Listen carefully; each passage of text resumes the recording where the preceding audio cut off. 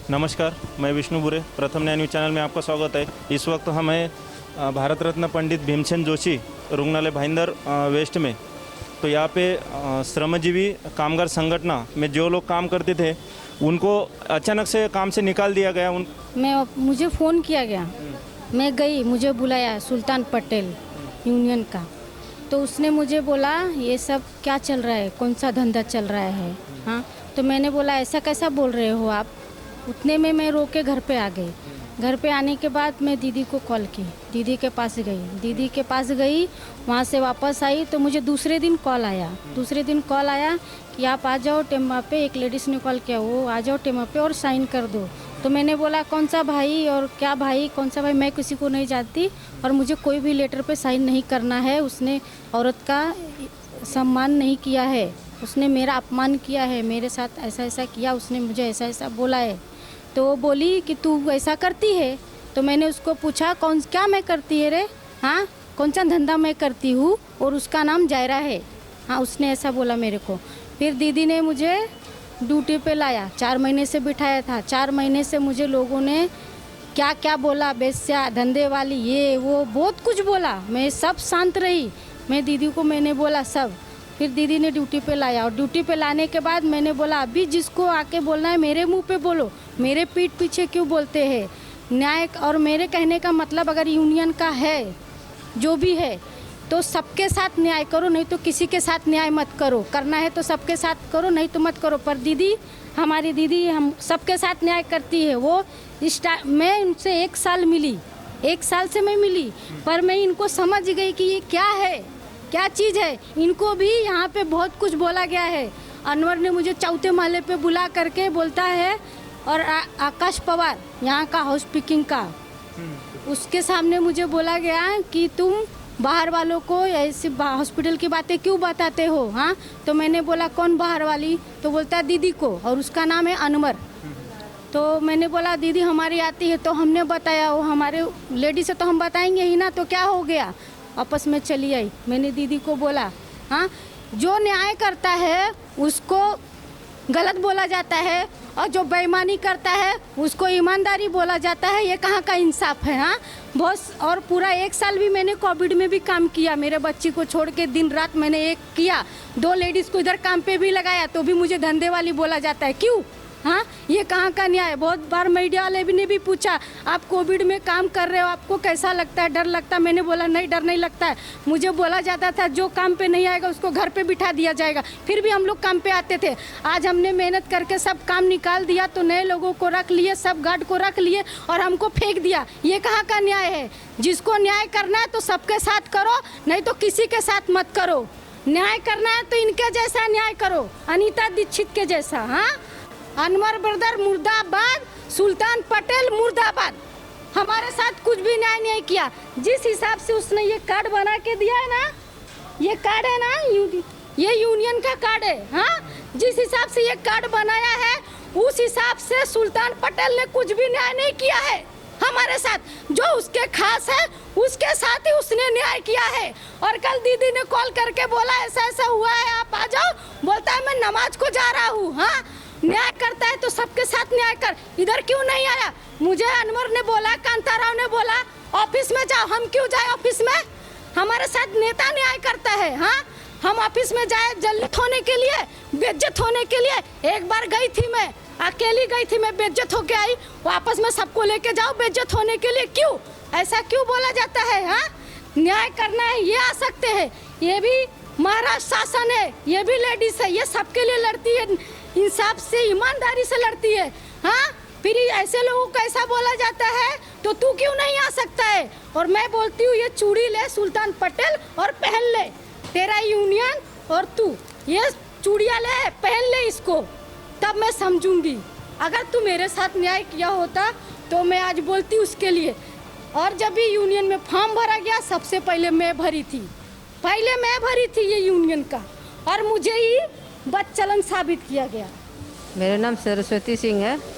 मैं आप कितना साल से काम कर रही है संगठन? 5 साल हो गया मेरा इधर काम करते हुए, और डेली मैं यहाँ रेगुलर ड्यूटी करती, एक भी छुट्टी नहीं है मेरा। और यहाँ पर हम लोग मेरा फॉर्म सब जमा है, तो भी मेरे को नहीं लिए। मैं पूछी बार बार, बोलता नहीं हो गया, जो जिसका होना था हो गया, अब आप लोगों का कुछ नहीं मालूम हम लोगों को। नमस्ते सर, माझं नाव मयुरी मंगेश बुतकर आहे. मी 5 वर्ष पूर्ण झाले, 6वं चालू आहे इथे. आमच्या संघात अन्याय का 9 जणांना घेतलं आणि आम्हाला का नाही घेतलं? आम्ही पण फॉर्म भरले ना. हाईटचं काय करायचं? मेहनत करतो माणूस, काम करतो ते बघा. ज्याच्या घरी कमवणारं कोण नाही त्यांनी काय करायचं? ज्याला हार्ट अटॅक येऊन मरेल माणूस अशा आहे यांच्या याने. तुम्हाला कधी सांगितलं की उद्यापासून कामावर येऊ नका? कालपासून सांगितलं आम्हाला. अचानक सांगितलं? हां, अचानक सांगितलं. नाही त्यांनी हे दिलं, नोटीस दिली ना, काहीच दिलं. लगेच सांगितलं तुम्ही घरी बसा. हे असं थोडी चालतं. 5 वर्ष काम करून त्या जागेवर आणि तुम्ही लगेच सांगता कामाला यायचं नाही म्हणजे? तुम्ही जा विचारला आम्हाला एकदमच कामावून कमी काय केलं, तर त्यांचे उत्तर काय आलं तुम्हाला? त्यांचे उत्तर काय आले की तो कॉन्ट्रॅक्ट संपला असं सांगितलं आम्हाला. आणि पण हे असं का केलं आमच्या संघात? जे अर्ध्यांना घेतलं 9 जणांना आणि आम्हाला का नाही? आम्ही नाही इथे काम करत. जे मागून आले, कोविडमध्ये काम नाही केलं, त्यांनी शिकलेले नाही, अनाडी आहेत, त्यांना घेतलं तुम्ही लोकांनी. मग आमची काय? असं पण ऐकलं की तुमच्यासोबत जे कामगार होते त्यांना कामावरती आहेत ऑलरेडी ते, आणि तुम्हालाच का काढलं? त्यांना कोविडमध्ये जे भरती केली त्यांना ठेवलं आणि आम्हाला काढलं. आम्ही इथे 5 वर्ष काम करून आम्हाला का काढलं त्यांनी? आणि आमच्या बरोबर असणं, आमच्या बरोबर जे होते त्यांना तुम्ही घेतलं ह्याच्यामध्ये गव्हर्नमेंटमध्ये आणि आम्हाला का नाही? दुसरी शिकले त्यांना स्वतःचं नाव लिहिता येत नाही. सगळं त्याच्यावर डॉक्युमेंट्स, फ्रॉड डॉक्युमेंट्स बनवून त्यांनी हे केलं. सगळं त्याच्यावर कारण हे झालं पाहिजे. 2 ग्रुप केल्याच्या नंतर यांनी आमचं म्हणजे आम्हाला विचारणं सोडून दिलं. यांचे कामं केले, यांना इस्टेटला यांचे फॉर्म भरले आणि भरले असं नाही, आम्हाला पण सांगितलं तुम्ही फॉर्म भरा, पण आम्हाला साईट गलत दिली आणि यांना साईट राईट दिली. यांचे डॉक्युमेंट सगळे गलत असताना यांना पुढे घेतलं, यांना लेटर देऊन पास केलं गेलं. आणि जेव्हा आम्ही गेलो तर आम्हाला सांगितलं तुमच्या हाईट बसत नाही आहे, तुमचे पेपर नाही आहे, का तुम्हाला PF नंबर नाही आहे, असं आम्हाला सांगितलं गेलं. तुम्ही 2-3 वर्ष झाले बोलता काम करताय, तर हाईटचा आत्ताच प्रश्न का? त्यांना विचारलं नाही तुम्ही आत्ताच तुम्हाला हाईट दिसली का? मी विचारलं असं. त्यांचं उत्तर काय आलं? त्यांचं उत्तर हेच आहे की नाही बसत आहे. समोरून बोलल्या गेलं की तुम्ही हाईटमध्ये नाही बसत आहे, तुमच्या हाईट मोजा. जेव्हा आम्ही मोजलं तर आमच्यासोबत जे आहेत लोक ते आलेत कामाला, त्यांच्यासमोर उभं राहून त्यांना हाईट दाखवल्या गेली. तरी पण ते बोलतात की नाही तुमचं बसत नाही. याचं कारण यांचे काहीतरी कांडाकाळी आहे, आम्हाला घ्यायचंच नाही आहे. भरत पाटील आहे. मला पण 2 वर्ष झाली आहे कोविडमध्ये काम करून. पण असं झालं अचानक की आम्हाला न सांगता इथे बसवलं गेलेलं आहे. आणि आत्ताचे जर बाहेरून आलेत ते पण आलेत, ते न विचारून आलेले आहेत. ते आम्ही आता मला डायरेक्ट काढलेला आहे इथे. आम्ही संजीवनीचा पण फॉर्म भरलेला आहे, 300 रुपये भरून सुद्धा आम्हाला त्याचा काय नाही भेटत. आणि आम्हाला इथे कोण बघायला पण येत नाही का मेलेत का जागे आहेत ते. इथे बोड्या उचलून आम्ही रात्रंदिवस इथे मेहनत केलेली आहे. जिथून आलेत बाहेरून त्यांचे 80,000 रुपये भरलेले आहेत. त्यांची हाईट ना बघता ते आम्हाला सांगतात आम्ही 5 वर्ष काढले तिथे, इथे आले डायरेक्ट आणि 80,000 रुपये भरून आलेत. आणि आमच्या पण सिक्युरिटी आहेत, त्यांची पण हाईट उलटी त्यांच्यापेक्षा मोठी आहे. आणि ती बाहेरून आले, त्यांची हाईट बघा केवढी आहे. आणि लोकांचं म्हणणं आहे की आम्ही पैसे भरून याच्या कामावरती आलो. आम्ही बोलते 80,000 रुपये भरलेत बोलते, बाहेरून आलेत बोलते आम्ही. सर आता यांना सर्वांचं बघितलं की यांचं कारण सांगितलं की हाईट कमी आहे, तर तुमची बॉडी आणि हाईट पण आहे, तर तुम्हाला काय? माझ्या हाईट बॉडी सर्व आहे, डॉक्युमेंट्स माझे क्लिअर आहेत. मला कशाला हे केले काढले? आणि एवढ्या याच्यामध्ये कोविडमध्ये आम्ही कामं पण केलेली आहेत. आम्ही 5 वर्षापासून योच विचार करतो की बॉर्डरमध्ये आज जाणार, आम्ही उद्या जाणार. युनिफॉर्म यांना भेटलं तर आम्हाला पण भेटायला पाहिजेत. या 1.5-2 वर्ष झाली ती येऊन बसलेत. त्यांची हाईट नाही, बॉडी नाही, नुसती फोटो वगैरे दाखवून बसलेत. त्यांना गार्ड बोलतात का? आम्ही मग काय गार्डमध्ये कमी आहे का? फॉर्म कधी भरले होते सर? फॉर्म यांच्या पहिला मी फॉर्म भरला आहे ऑनलाईन. त्याचा अजून रिप्लाय नाही? काहीच नाही. सांडपाड्याला पण जाऊन 2 वेळा मी फॉर्म तिथे दिला आणि त्या मॅडमचा फोन नाही, रिप्लाय नाही, काहीच नाही. माझं नाव सुधीर पाटील.